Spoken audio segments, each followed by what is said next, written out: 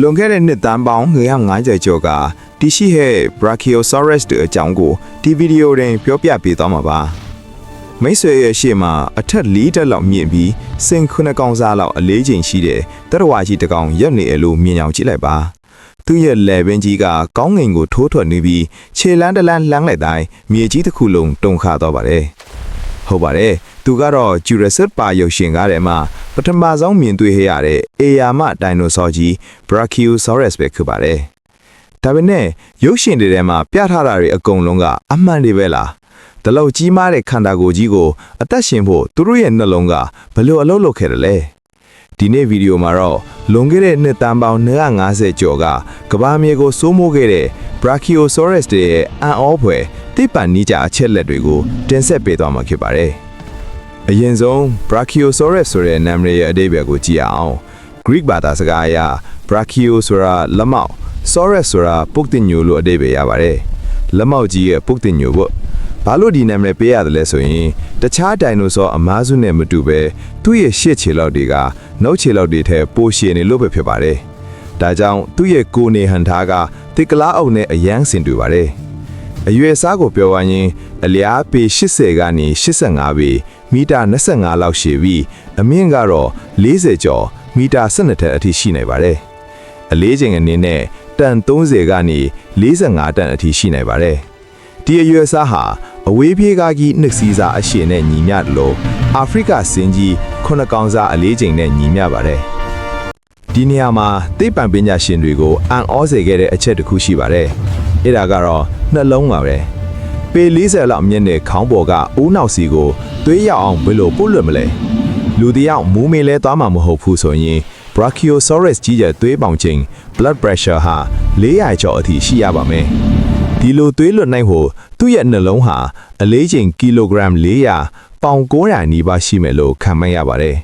ပြီးတော့လေဘင်းကြီးကိုမတ်မတ်ထားနိုင်အောင်သွေးကြောတွေထဲမှာသွေးတွေအောက်ကိုပြန်မကျသွားစေမယ်အထူး valve တွေပါဝင်မယ်လို့သိပ္ပံပညာရှင်တွေကယုံကြည်ထားကြပါတယ်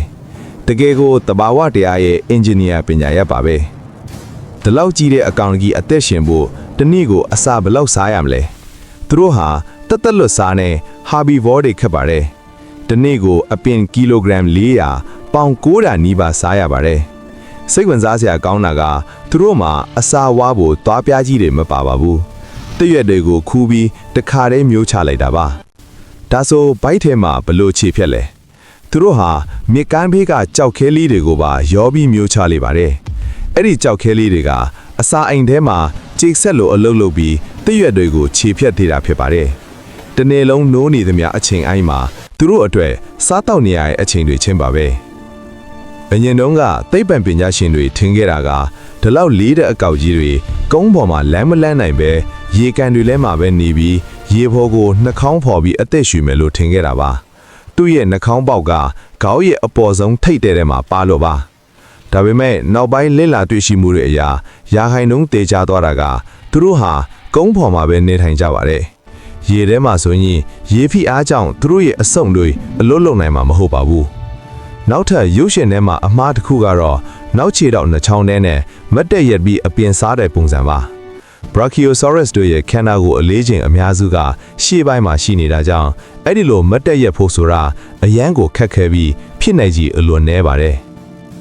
လွန်ခဲ့တဲ့နှစ်တန်းပေါင်း250ကျော်ကကမ္ဘာမြေကိုအလှဆင်ခဲ့တဲ့ Brachiosaurus ကြီးဟာတဘာဝတရားရဲ့အံ့ဩမခံဖန်တီးမှုတစ်ခုဆိုတာညင်းလို့မရပါဘူး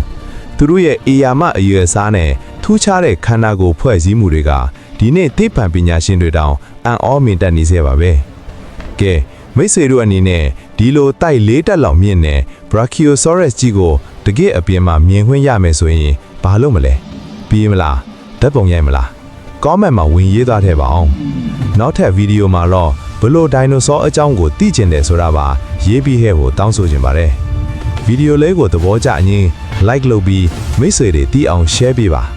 ဒီလိုစိတ်ဝင်စားစရာအကြောင်းအရာတွေကိုအမြဲတင်ဆက်ပေးနေတဲ့ကျွန်တော်တို့ရဲ့ channel ကိုလည်း subscribe လုပ်ထားဖို့မမေ့နဲ့နော်ကြည့်ရှုပေးတဲ့အတွက်ကျေးဇူးတင်ပါတယ်နောက်ဗီဒီယိုမှာပြန်တွေ့ကြမယ်